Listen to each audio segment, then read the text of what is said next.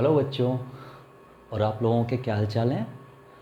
I think आप सब लोग बहुत अच्छे होंगे, बहुत मन लगा के पूरी लगन के साथ अपनी स्टडीज़ कर रहे होंगे।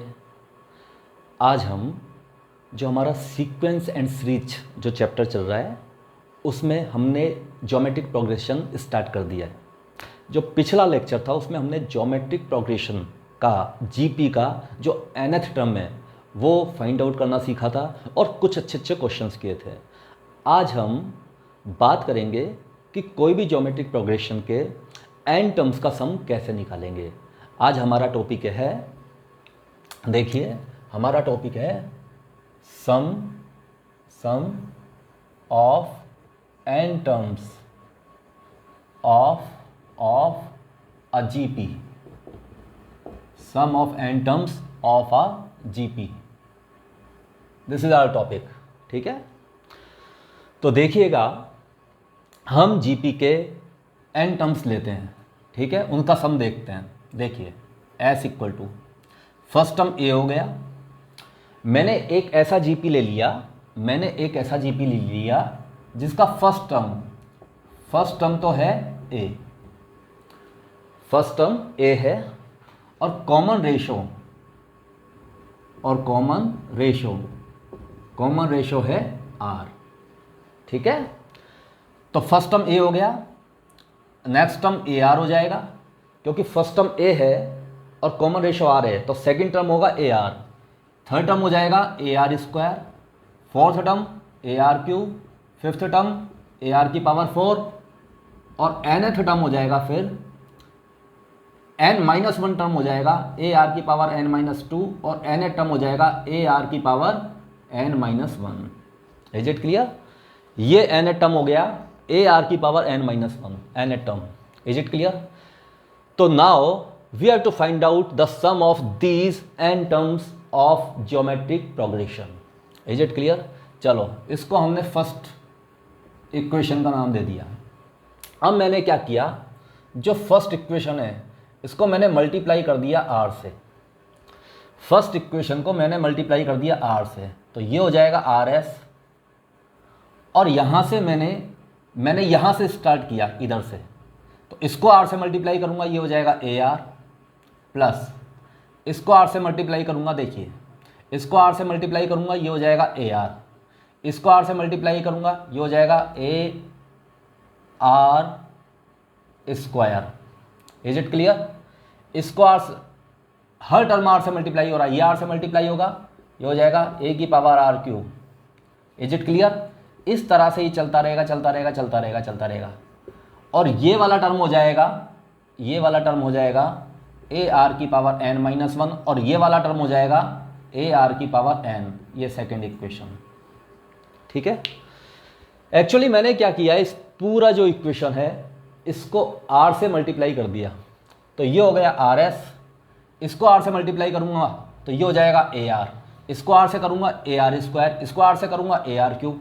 इसी तरह से हम जब इसको R से मल्टीप्लाई करेंगे तो ये हो जाएगा AR की पावर n।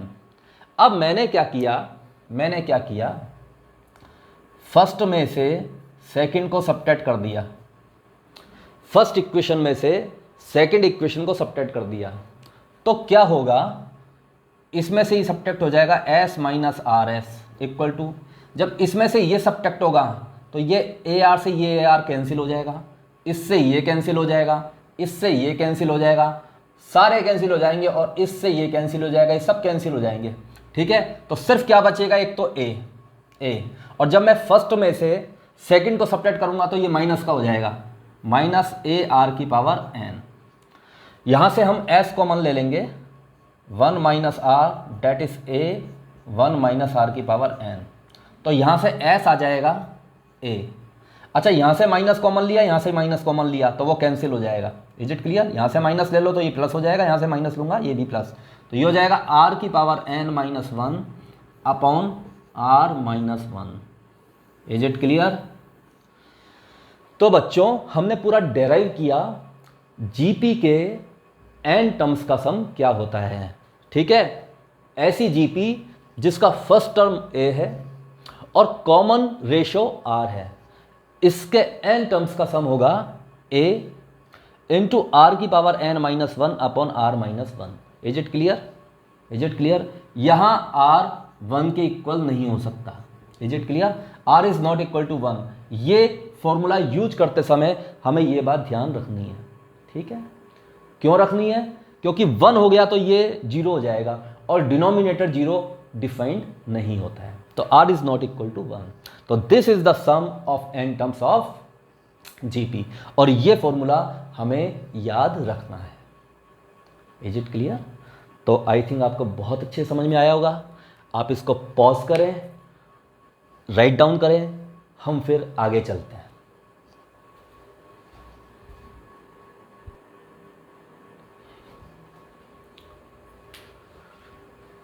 अब हम जो बात कर रहे हैं वो है sum of infinite terms of GP.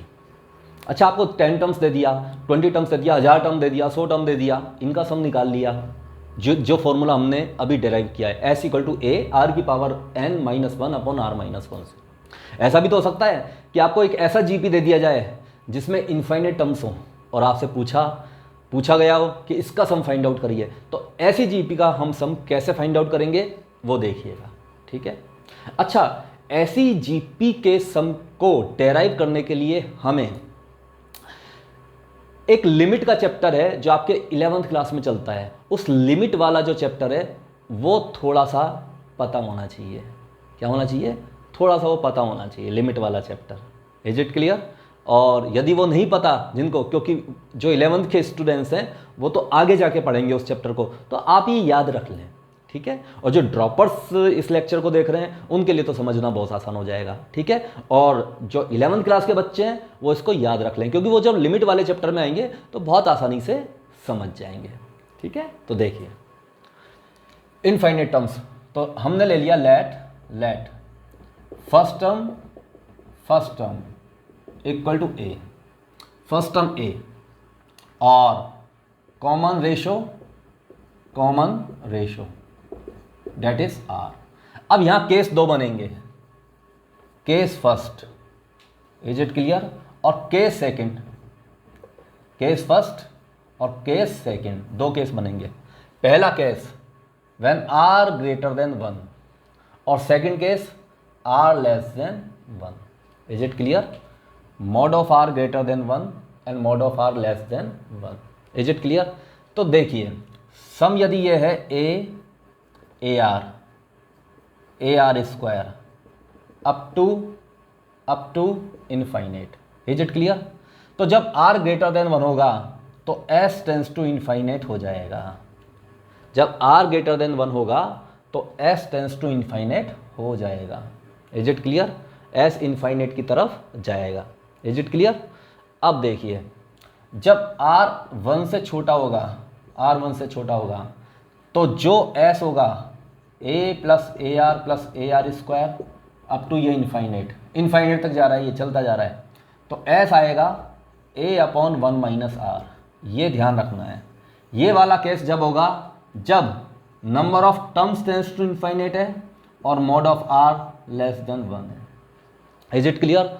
तो बच्चों बी केयरफुल, जब mod of are less than 1 होगा, जब कॉमन रेशो 1 से छोटा होगा, उसका न्यूमेरिकल वैल्यू 1 से छोटा होगा। अभी एग्जांपल लेके बताऊंगा, मैं समझाऊंगा, ठीक है? पहले यहाँ समझो, आप थ्योरी को अच्छे समझो।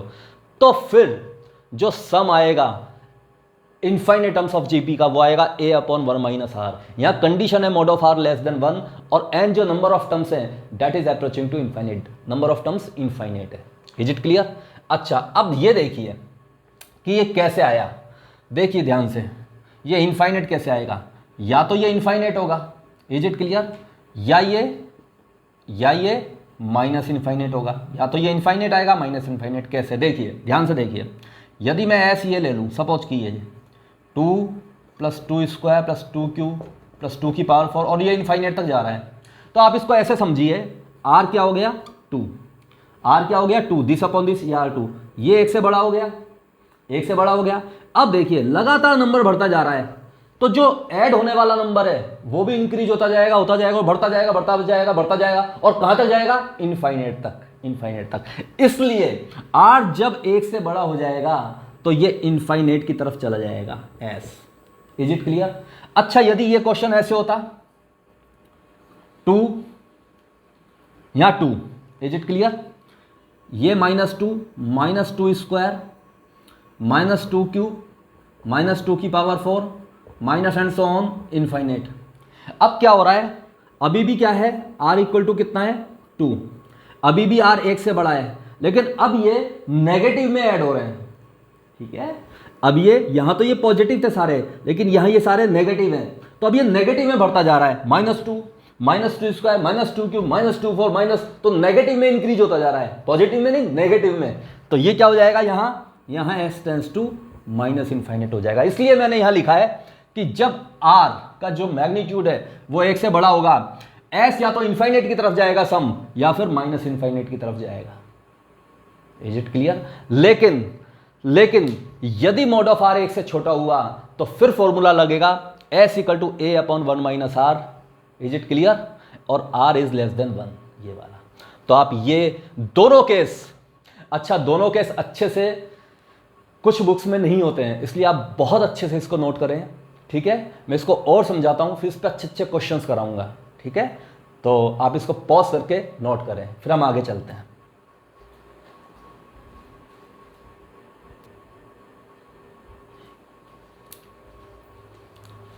अच्छा, देखिएगा कि ये जो फॉर्मूला है ये कैसे आया। ठीक है, हम ये समझते हैं कि how we have find out this formula. देखिए, जब ये n टर्म्स का सम कितना था, ठीक है, सम ऑफ n टर्म्स ये था a r की power n minus 1 upon r minus 1। Is it clear? इसको मैं ऐसे भी लिख सकता हूँ, a 1 माइनस, ऊपर से भी माइनस कॉमन लिया, नीचे से भी, तो मैं ऐसे लिख सकता हूँ 1 माइनस r।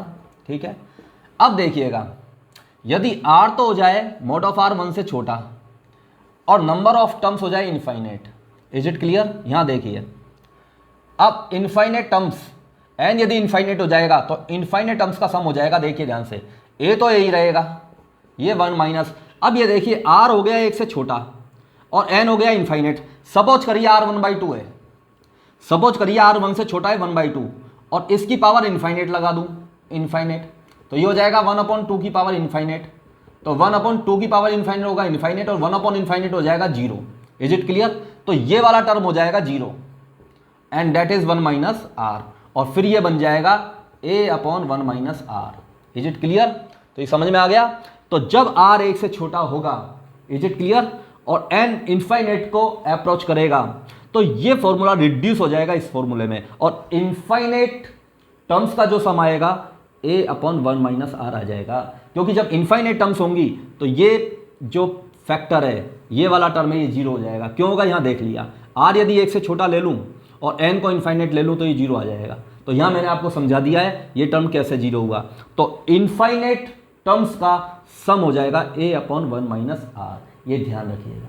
ठीक है, अब आप इसको पॉज करके ये नोट डाउन करें, हम कुछ अच्छे क्वेश्चंस करते हैं।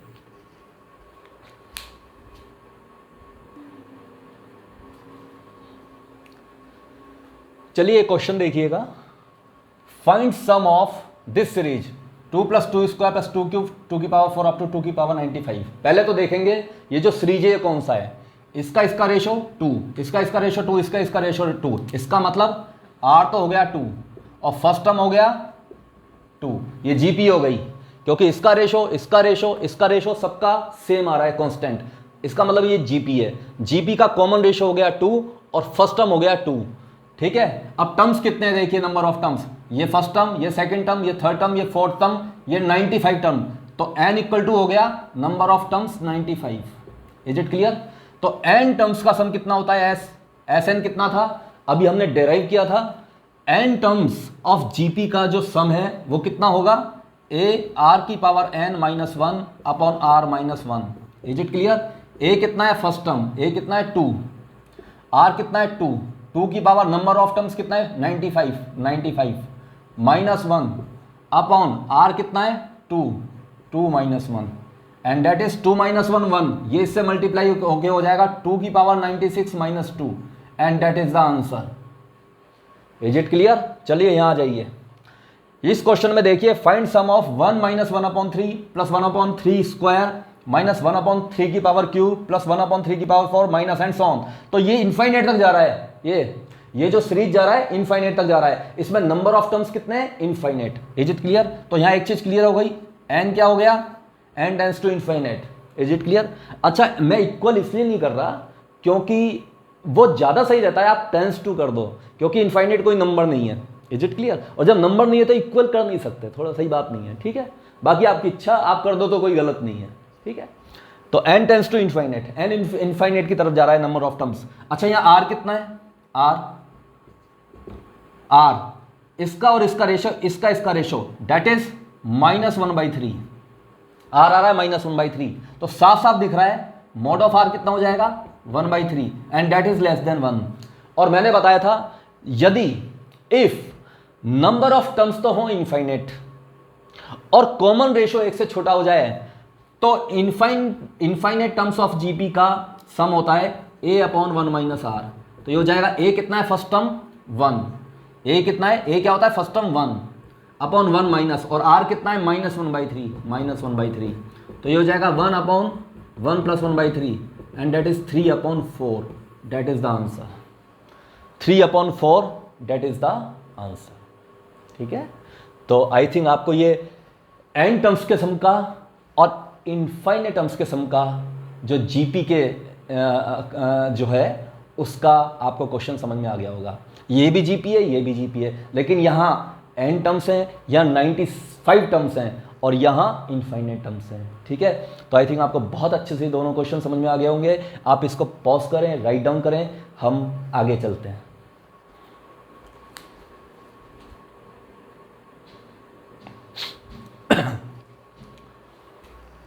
हाँ, तो बच्चों एक प्यारा सा क्वेश्चन लेते हैं। देखिए, ये कह रहा है find the product of 11 terms in GP whose sixth term is 5। Is it clear? तो सपोज कीजिए फर्स्ट टर्म हो गया a, फर्स्ट टर्म a है, ठीक है। तो मैंने मान लिया let first term equal to a, common ratio equal to r। First term a है, कॉमन रेशो r है। अब इसका जो सिक्स्थ टर्म होगा, तो वो होगा a। यहां 6 आ रहा है तो r की पावर 5। ये हमने जब nth टर्म ऑफ जीपी निकालना सीखा था तब हमने इसका डिस्कस कर लिया था। तो सिक्स्थ टर्म हो जाएगा a, r की पावर यहां 6 है तो 5, ये सिक्स्थ टर्म हो गया। अब ये कह रहा है product of 11 terms. Is it clear? तो प्रोडक्ट ऑफ 11 टर्म्स, तो प्रोडक्ट देखिए, product first term, second term, third term, fourth term, 5 term up to 11 term का प्रोडक्ट। तो फर्स्ट टर्म है a, सेकेंड टर्म है ar, थर्ड टर्म क्या हो जाएगा? ar², फोर्थ टर्म ar³ और 11th टर्म हो जाएगा ar की पावर 10। ये 11 टर्म। तो a कितनी बार आ रहा है? 1 2 3 4 अप टू 11, तो a की पावर 11 और r की पावर 1, अब पावर सारी ऐड हो जाएंगी, +2 +3 अप टू कितनी जा रही है? Up to 10। Is it clear? अब देखिए ध्यान से देखिएगा, यदि मैं 1 + 2 + 3 अप टू इस 10 को ऐड करूं तो ये क्या है? ये तो AP है, देखो इसका डिफरेंस 1, इसका डिफरेंस 1, तो ये तो AP है। तो AP का सम कितना होता है? n/2 first term plus last term. तो नंबर ऑफ टर्म्स है 10/2, फर्स्ट टर्म है 1 और लास्ट टर्म है 10। तो ये हो जाएगा, ये 5 कैंसिल, 5 × 11 दैट इज 55। तो ये हो जाएगा a की पावर 11 और r की पावर 55। तो इसको मैं लिख सकता हूं a r की पावर 5 की पावर 11, क्योंकि यदि मैं a r की पावर 5 इस होल की पावर 11 कर दूं तो ये हो जाएगा a11 और r की पावर ये और ये मल्टीप्लाई हो जाएंगे, यही आ जाएगा। Is it clear? अब देखिए, अब p इक्वल टू क्या हो जाएगा? अब जो सिक्स्थ टर्म है, is it clear? Sixth term 5 given है। देखिए सिक्स्थ टर्म क्या है? 5। ये 5 है। Is it clear? तो ए आर की पावर 5 ये है 5 के इक्वल, तो हो जाएगा 5 की power 11 and that is the answer, and that is the answer. ठीक है, तो आप इसको, आई थिंक आपको सबको बहुत अच्छे से समझ में आया होगा। इसको पॉज करें, नोट डाउन करें, हम नेक्स्ट क्वेश्चन लेते हैं।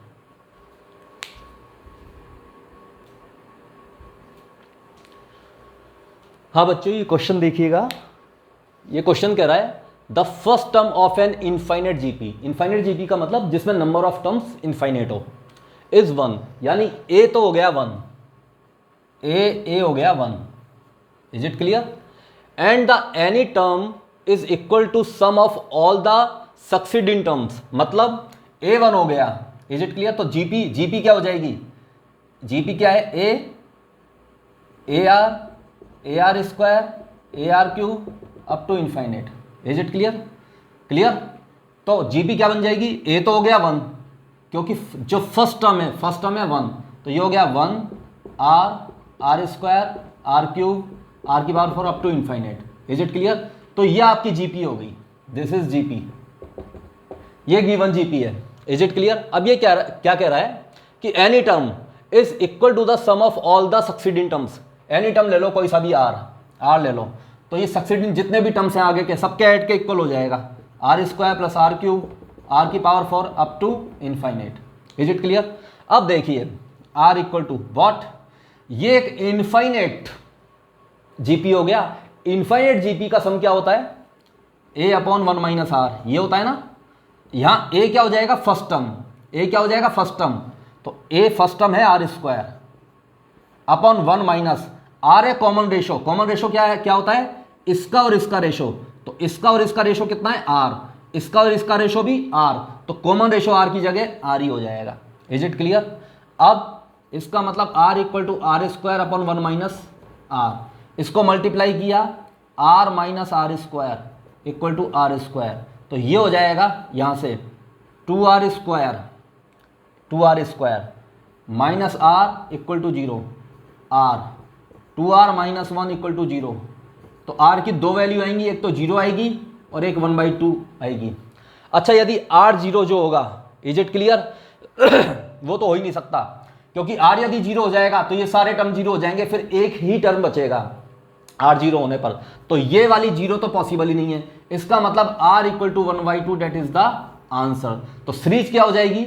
1 तो first term, 1/2 second term, 1/2 square 1/4, 1/2 की पावर क्यूब 1/8, फिर r की पावर 4 का मतलब 1/2 की power 4 1/16 and so on infinite तक। ये अपनी जो रिक्वायर्ड सीरीज है वो हो जाएगी। ठीक है, तो आई थिंक आपको ये क्वेश्चन बहुत अच्छे से समझ में आया होगा। आप इसको पॉज करें, नोट डाउन करें, हम नेक्स्ट क्वेश्चन लेते हैं।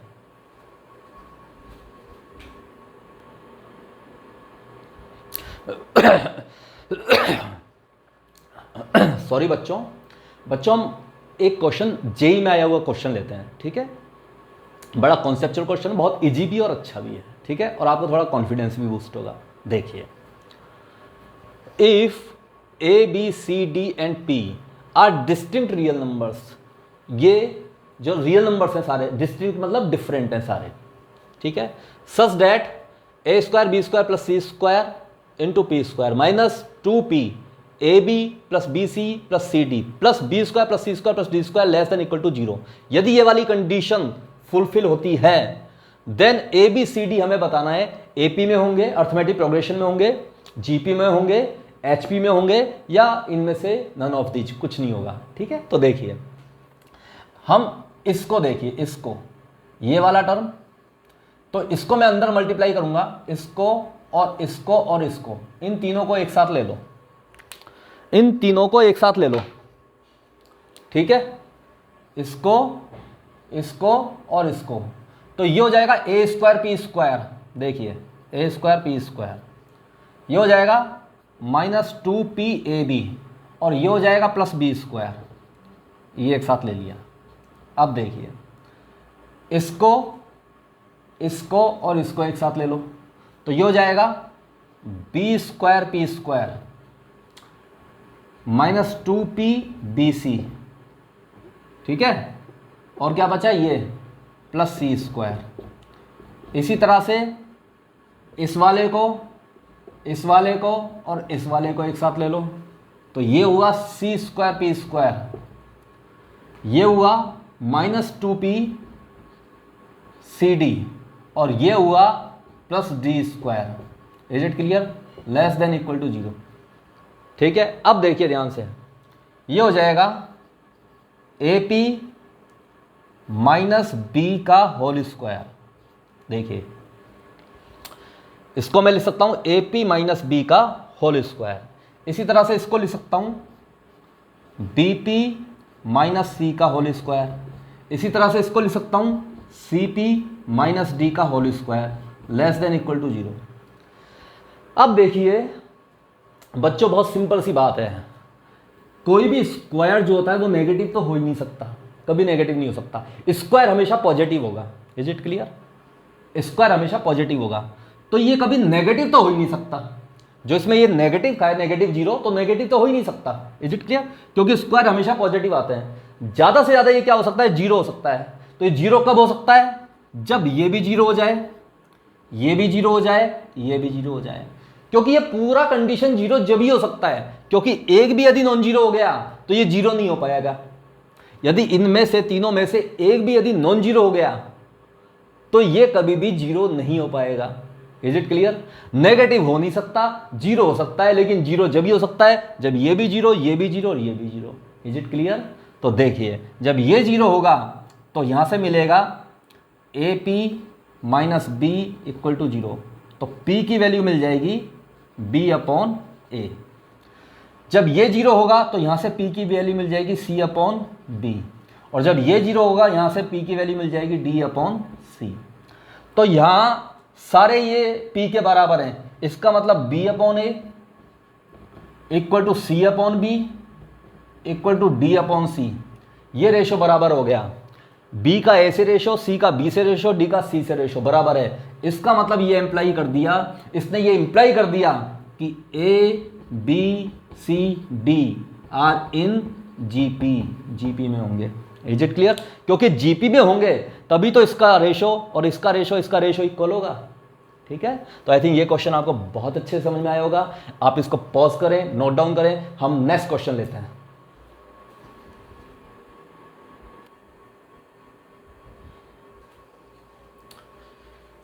चलिए बच्चों, ये क्वेश्चन देखिएगा, ये जेई में आया हुआ क्वेश्चन है, इसको करते हैं। ठीक है, if A B C are in GP, A B C GP में है। अच्छा, ए बी सी यदि जीपी में है, ए बी सी इन जीपी, इसका मतलब b upon A equal to c upon b, इसका मतलब b square equal to a c, b square equal to a c. ठीक है, तो ए बी सी जीपी में है, इसका मतलब b square equal to a सी हो जाएगा। ठीक है, अभी क्या कह रहा है? इक्वेशंस, एक तो ये इक्वेशन दे रखी है आपको, क्या दे रखा है?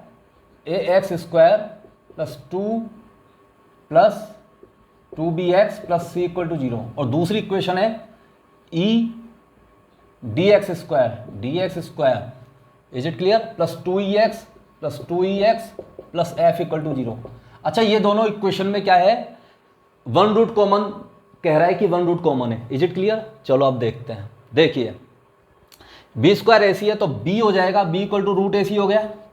अब b इक्वल टू रूट ए सी मैं इसमें रख देता हूं, इसमें, तो ये फर्दर हो जाएगा a x square plus 2 root a root c x plus C equal to 0।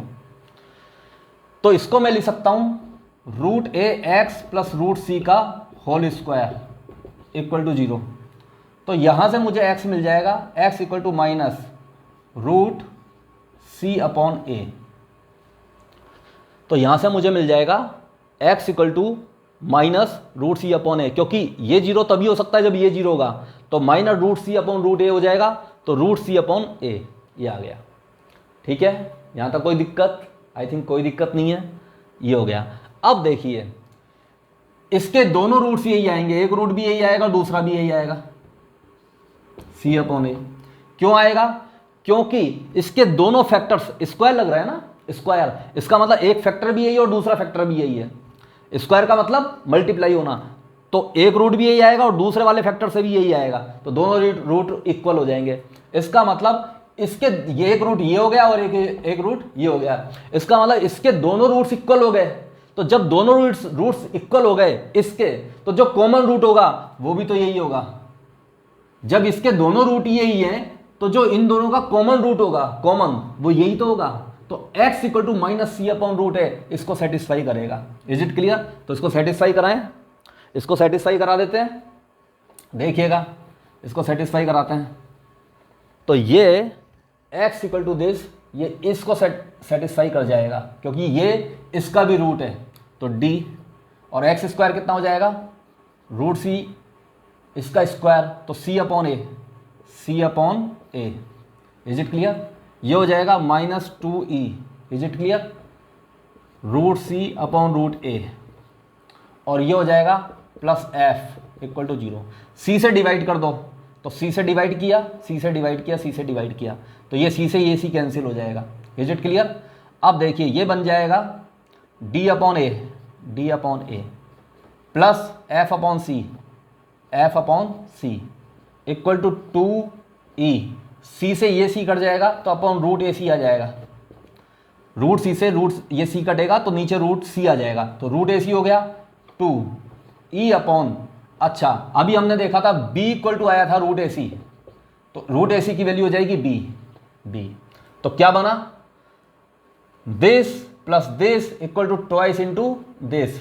इसका मतलब क्या हुआ, d upon A, e upon B और f अपॉन सी, ये तीनों किस में हुए, AP में। क्योंकि यदि ये तीनों AP में होंगे तभी तो बीच वाले का जो ट्वाइस होगा, बीच वाले का ट्वाइस होगा, वो इन दोनों के ऐड के बराबर आ जाएगा। तो आंसर क्या हुआ, AP। Is it clear? तो आप इसको पॉज करें और नोट डाउन करें।